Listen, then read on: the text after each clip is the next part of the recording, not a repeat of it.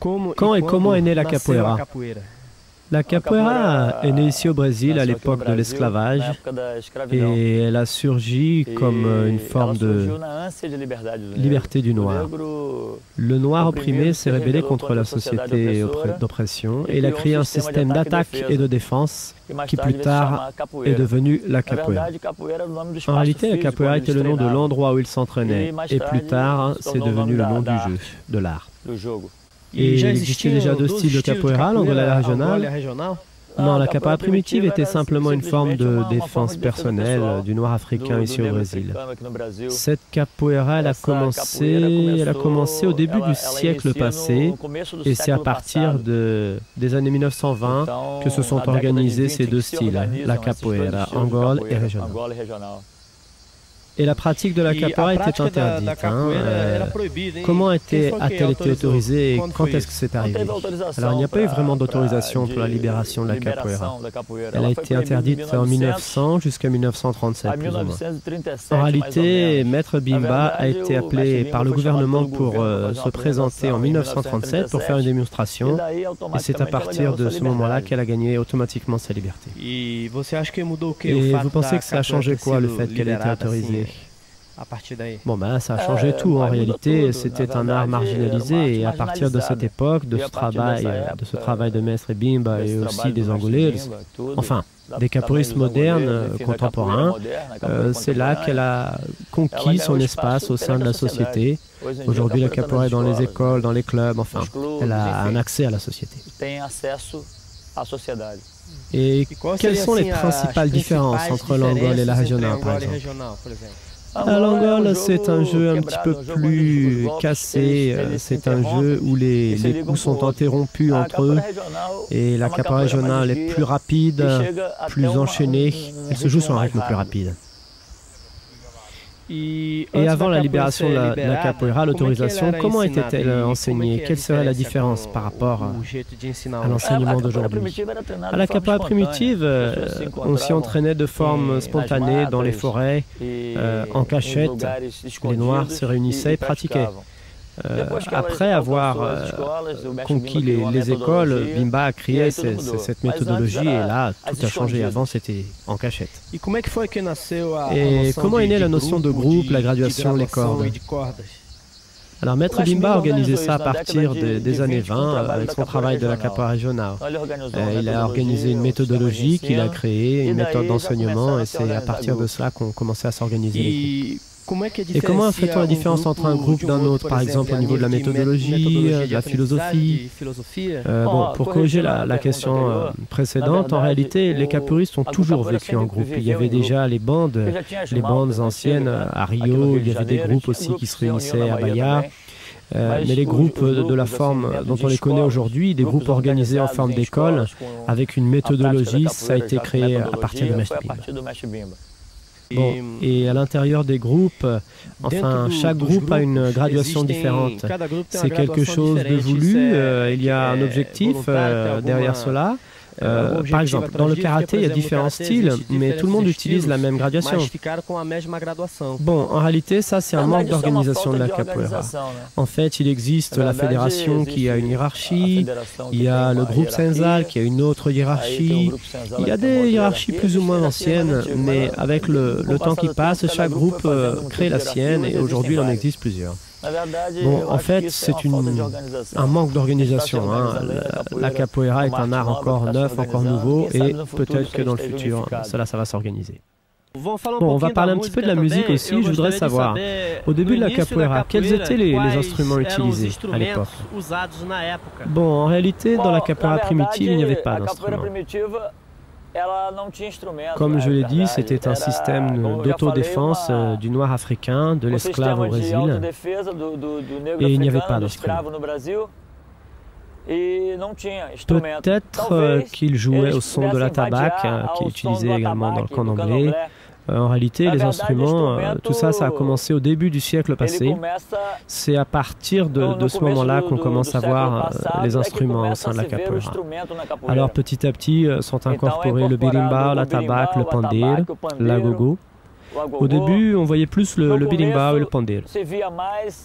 Maître Bimba, par exemple, utilisait un berimbau et deux pandeiros dans sa ronde. Et dans son témoignage, il dit que c'était l'orchestre traditionnel de la capoeira régionale. Bon, comme on a parlé un petit peu du berimbau, on va parler aussi un petit peu des toques, des rythmes. Et combien y en a-t-il et quels sont-ils? Alors, il y a beaucoup de toques. Bimba en a enregistré 7. Dans la capoeira angole, il existe 3 toques principaux pour le jeu, qui sont le toque de Angola, le sambento pequeno et le sambento grande. Alors, il existe beaucoup de toques. Il en existe beaucoup d'autres qui ne servent pas pour un jeu spécifique, qui sont simplement des toques qui ont été créés, mais on ne sait pas exactement pourquoi. Bon, à part les instruments, il y a aussi une partie importante dans la capoeira au niveau de la musique, qui est le chant. Et à quoi sert le chant? Quelle est son utilité dans la capoeira? Alors, le chant, c'est très important en réalité. C'est par le chant, à travers lui, que l'on arrive à prolonger son exercice, qu'on joue dans une ronde de capoeira un certain temps, un temps assez long. La capoeira, c'est une activité physiquement dure, donc le chant, ça sert aussi à ça. Ça sert à faire durer la ronde, ça donne de l'énergie, ça donne beaucoup d'énergie à la ronde. Et le chant aussi raconte les histoires de la capoeira et à travers lui, on apprend l'histoire également. Bon, aujourd'hui, le chant fait partie de la ronde de capoeira. Une ronde de capoeira sans chant, c'est pas une ronde. Et est-ce qu'on sait aujourd'hui quel est le chant le plus ancien de la capoeira, le premier chant? Non, c'est difficile, ça c'est très difficile de savoir. Palanae, c'est une musique, un chant très connu aujourd'hui. Bon, ça c'est sûr que c'est une musique très ancienne, mais la plus ancienne, on ne saurait pas le dire. Et est-ce qu'il y a aussi une chanson, un chant qui sera utilisé par tous les groupes, indépendamment des diverses influences, ou chaque groupe a ses chansons? Bon, les chansons les plus anciennes, comme Paranae par exemple, et d'autres corrides que le maître Bimba a laissées, sont les musiques neutres, principalement les chants qui étaient chantés par les maîtres anciens. Ces musiques, ces chants-là sont chantés par tous les groupes. Alors parfois, on se perçoit dans la ronde de capoeira que le chant, les paroles sont faites pour critiquer, pour provoquer un des joueurs ou les deux joueurs. À quoi ça sert? C'est pour provoquer, c'est pour encourager, c'est pour se moquer?